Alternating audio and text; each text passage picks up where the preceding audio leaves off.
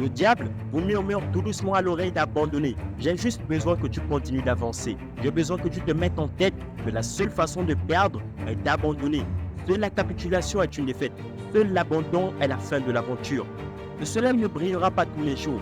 Il y a des tempêtes qui viendront. Il y a des moments où les nuits seront longues et sombres et vous serez seul. Il y aura des moments où l'obscurité semblera tout consumer.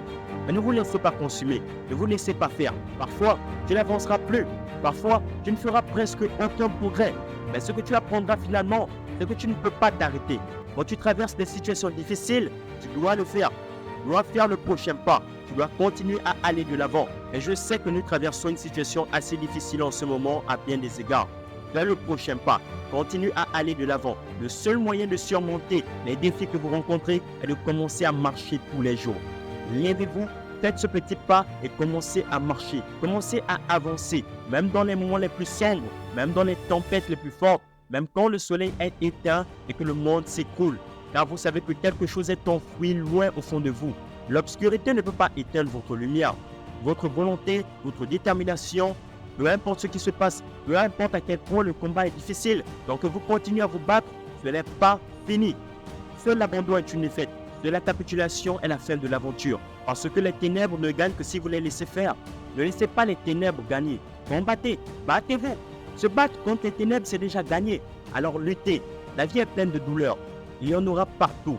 La douleur de la défaite, la douleur d'être déçu, la douleur de perdre, la douleur de l'échec, la douleur d'être critiqué, la douleur de ne pas être aimé. La douleur, cela s'appelle la vie. Mais devinez quoi? Il n'y a pas de victoire sans douleur. Il va y avoir des choses qui vont se passer, qui seront hors de ton contrôle. La pire chose que tu puisses faire est de laisser quelque chose qui est hors de ton contrôle te contrôler. Contrôle-toi, contrôle tes émotions, ne te mets pas en colère, ne sois pas frustré. Au lieu de cela, reste calme, trouve comment aller de l'avant. Toujours, vous êtes plus proche que vous ne le pensez. Vous êtes si proche d'y arriver, si proche. Vous ne vous rendez pas compte. Et le diable vous murmure tout doucement à l'oreille encore et encore de laisser tomber. Tu es sur le point d'abandonner. Tu es sur le point d'abandonner. Tu es allé trop loin maintenant. Tu ne peux pas abandonner. Tiens bon. Tu dois tirer quelque chose de tout cet enfer que tu as traversé. Tu devrais être excité. Tu es à 100 mètres. Vous êtes à 100 mètres. Tu es si proche. Tu peux le voir au loin. Tu peux voir ton but au loin. N'abandonne pas maintenant.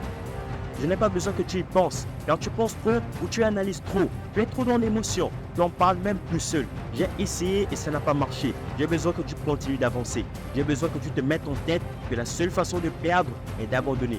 Ne laisse pas ce doute intérieur en toi te dire pourquoi tu n'es pas assez bon. Ignore cette voix intérieure, ignore-la. Ignore toutes les voies extérieures et ne juge pas les possibilités de ce que tu peux faire. En fonction des circonstances, elles ne seront jamais bonnes. Les circonstances ne détermineront jamais qui tu es. Peu importe le nombre d'erreurs que tu as faites. Un adage chinois dit, le mot crise est synonyme de problème mais aussi d'opportunité. On ne s'arrête pas quand on est fatigué.